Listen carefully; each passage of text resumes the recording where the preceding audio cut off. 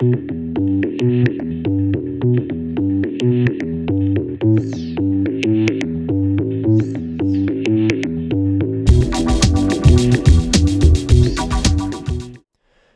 this is Tony, and welcome to the first edition of Get Acclimated.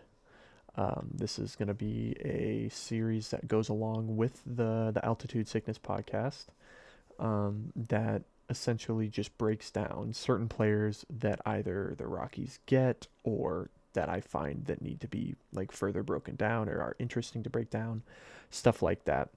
And I figure with the off season, with the Rockies making some moves, it would be a good time to start and make a few videos based on the players that we got, whether it be the free agents or the trade or the topic of today's video, the waiver claim that we made.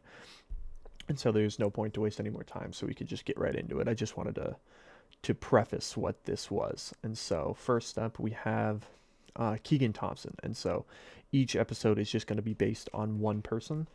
And so this one's going to be Keegan Thompson, the right-handed pitcher who the Rockies claimed off waivers from the Reds.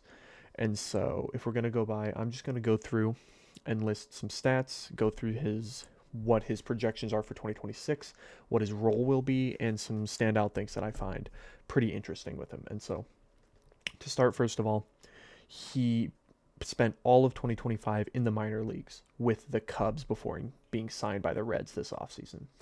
And it's kind of interesting because he actually pitched pretty well in 2024. But I'm assuming because of not a stacked bullpen, but a full bullpen for the Cubs that ended up being a playoff team, they may have just not had room for him. And he pitched pretty well he pitched decently in the minor leagues in 2025, having a 4.5 ERA in 64 innings. So that's pretty, by Rocky standards, that's not bad. It could have been better, 3.87 FIP, meaning he may have got a little bit unlucky, because if you have a FIP below 4, to me, that's pretty good, especially for a Rockies pitcher. I think that's pretty solid.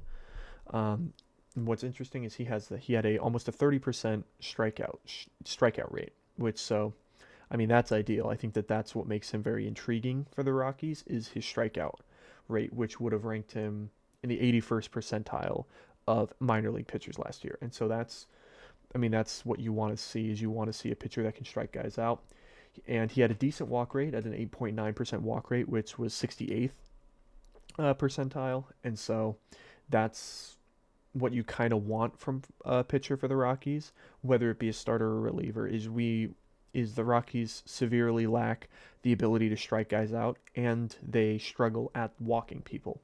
And so having a pitcher like Keegan here can hopefully balance that out a little bit in the bullpen, at least. Though he does have some experience as a starter, I believe that the Rockies are going to use him primarily as a bullpen piece. I think that makes sense. That's what he currently is listed on Fangraphs to be. He's slotted in our bullpen, and he could possibly be a long reliever or even a swingman that goes back and forth from starting and relieving when we need him to be. And so his arsenal, he's got a pretty standard arsenal, but this is another instance of this front office going after pitchers with large arsenals. He's got a four-seam fastball, a cutter, a curveball, a sinker, sweeper, and a changeup. So he's pretty much got the whole thing, like the whole kitchen sink. He's got many pitches. You've got the standard, the fastballs, and all that, but then having a sweeper plus a changeup plus a curveball is always nice, having one of each of those. And so that's going to be pretty helpful. Having 3 different off-speed pitches as an option is going to be great. And so if we go into the things that stood out to me looking at looking at the stats. So first of all, his curveball. So it averages about 81.4 miles an hour, where the MLB average last year was about 80.1. So it was a little harder, but with curveballs, that's not really that big of a deal because you're not looking for it to be super fast. You'd rather the curveball be slower. That's the point of it. It had an expected batting average of 177, so pretty good. That's a pretty good expected average. He's getting a lot of weak contact with it. He had a expected slugging percentage of 206, so very good. That's very good. and then a 31.2% whiff rate. And so as a wipe as a curveball, that's probably going to be a main strikeout pitch, especially against lefties. And that seemed to be where he used it most often, was more for lefties, and that was a good option for him as that strikeout pitch. And so Prospect Savant, which is where I got the data for him. Most other players, I'm going to be getting it probably from Baseball Savant because that tracks major league players, but Prospect Savant gets minor league players that played at the AAA level, and that's where he was all of last season. So that's what I have to go off of. They have a stat called Prospect Savant Stuff Plus, and so essentially it is just an all-encompassing. This shows you how good a pitch is. Where I believe that 100 is either average, I believe 100 is average. That's what the plus means in the stat, and it was graded as a 101, so it was above average, an above average curveball, and so that's ideal.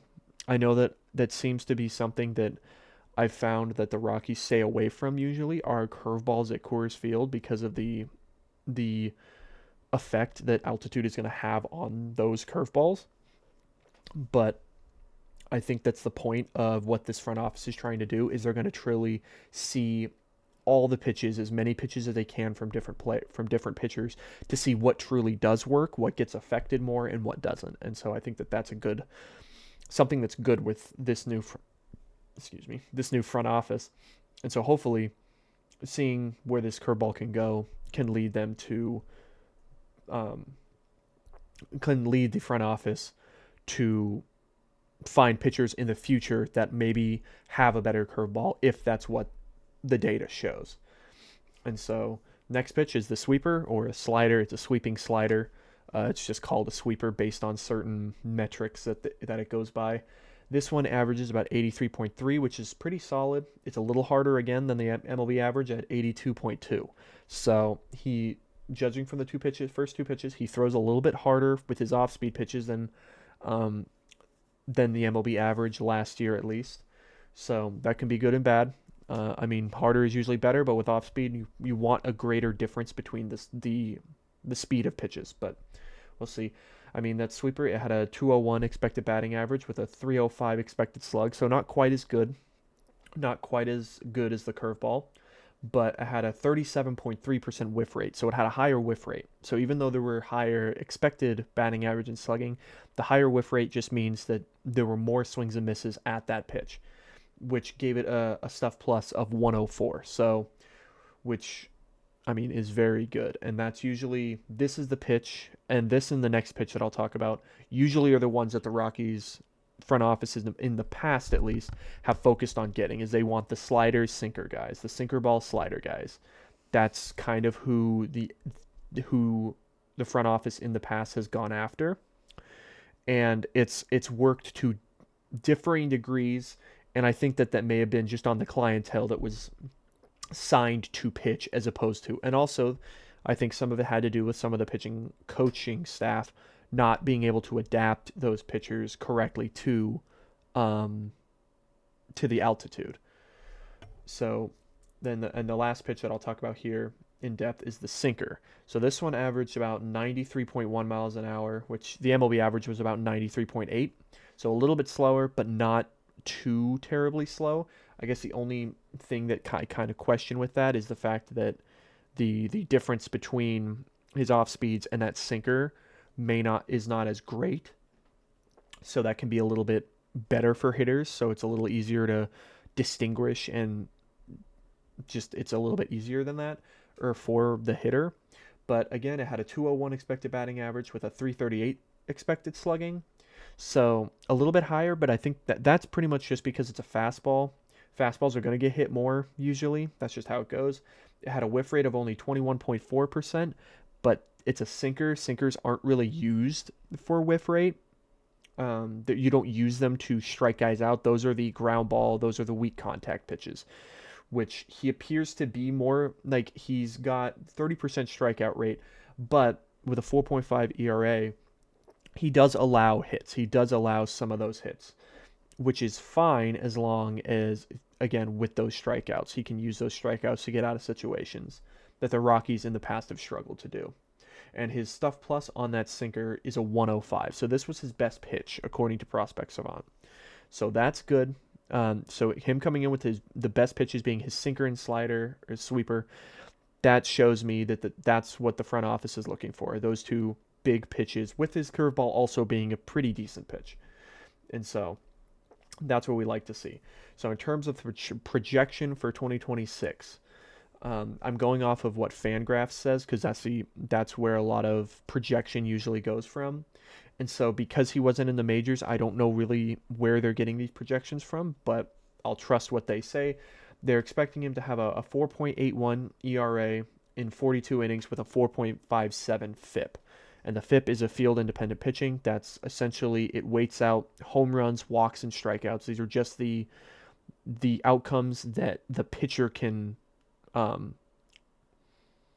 the pitcher directly results from, in terms of he can allow home runs, he can strike someone out, or he can walk someone. A hit is, in this stats term, subjective because the defense gets the out as opposed to him getting the out. So it's home runs plus walks plus strikeouts divided by whatever. And so having above a 4 is not great usually, and they don't usually correlate. FIP and ERA don't correlate perfectly.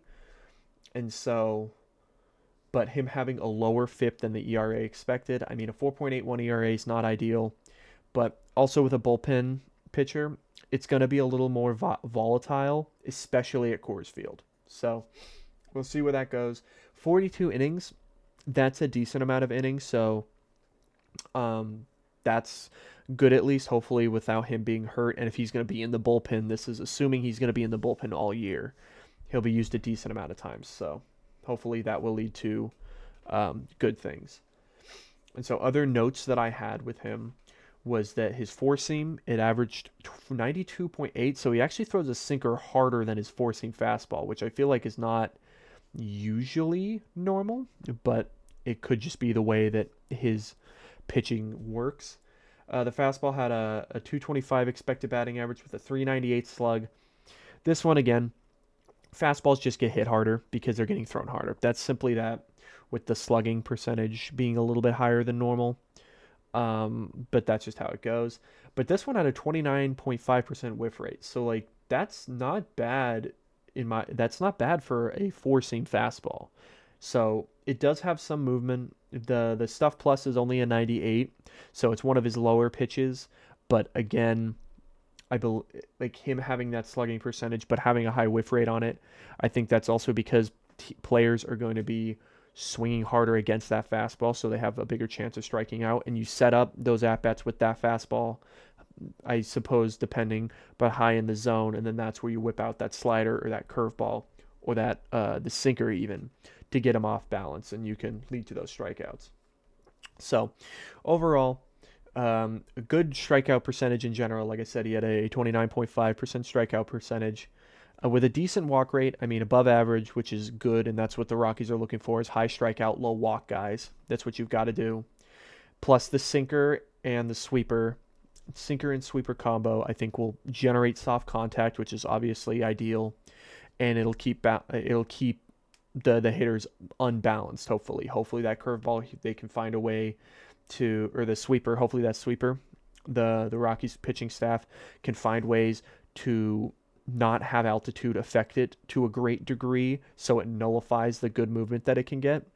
So that's going to be the challenge up to that coaching staff. That's why we hired them, and hopefully they'll be able to find some and unlock some good things with Keegan Thompson. And then again, with that solid curveball, we like that. So throws decently hard.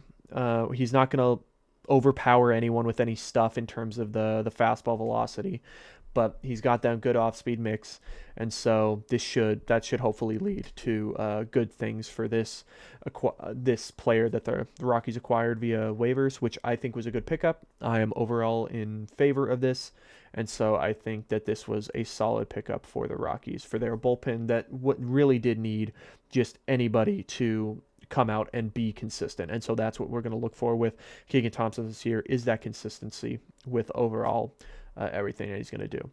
But that's all I've got for today for this session. Like I said, we'll go player by player simply. Whoever on the Rockies I feel that needs to be talked about or that we're looking into. Maybe during the season it might be a little different just because we'll be in the season, so I'll actually get to be able to use 2026 stats for this. But obviously with these free agents, I can only go off of 2025 and what they're projected in 2026. And with him being in the minor leagues all year, I didn't have quite as much data to go off of. And so this is about how long I expect these to be. Not too long. I want them to be about 15 to 20 minutes tops. I'm not trying to make a whole podcast by myself here. These are just supposed to be short episodes. But overall, thank you guys for watching. And that's about it. All right, go Rockies.